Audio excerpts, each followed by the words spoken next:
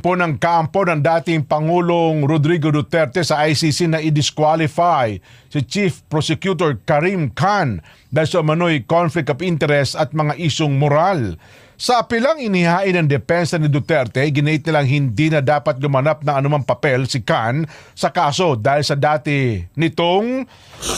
pagre-representa sa mga biktima ng war on drugs sa Pilipinas bago pa man ito naging ICC prosecutor noong 2021. Ay po sa kampo ng Duterte, maaaring ginamit ni Khan ang sensitibong impormasyon na kuha niya noon bilang abogado ng mga biktima sa kasalukuyan niyang tungkulin.